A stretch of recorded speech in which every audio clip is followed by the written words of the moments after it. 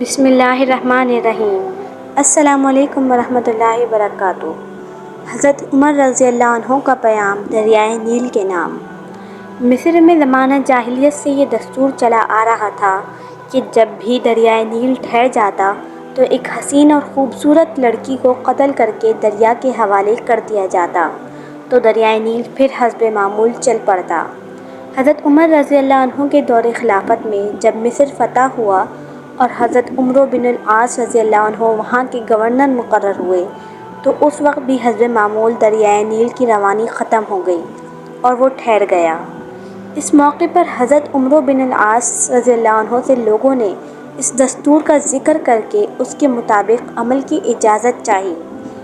حضرت عمرو بن العاص رضی اللہ عنہ نے فرمایا کہ یہ جاہلیت کی رسم ہے، ہم ایسا نہیں کریں گے، البتہ امیر المومنین حضرت عمر رضی اللہ عنہ سے میں مشورہ کروں گا۔ چنانچہ حضرت عمرو رضی اللہ عنہ نے امیر المومنین کو خط لکھا اور اس واقعے کی پوری تفصیل بیان کر کے مشورہ چاہا۔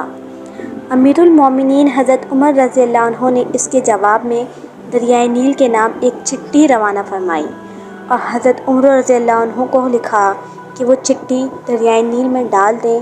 اس چٹھی کا مضمون یہ تھا: یہ اللہ کے بندے عمر کی طرف سے دریائے نیل کے نام۔ بعد اگر تو اے دریائے نیل اپنی طرف سے جاری ہوتا تھا تو مت جاری ہو، اور اگر اللہ واحد قہار نے تجھ کو جاری کیا تو ہم اسی سے سوال کرتے ہیں کہ وہ تجھ کو جاری کر دے۔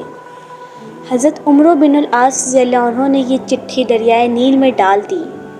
ڈالنا ہی تھا کہ دریائے نیل خوب تیزی کے ساتھ رواں ہو گیا۔ مزید اسلامی واقعات سننے کے لیے ہمارے چینل کو لائک اینڈ سبسکرائب کر دیے گا تاکہ آپ کو ہماری آنے والی ہر ویڈیو مل سکے۔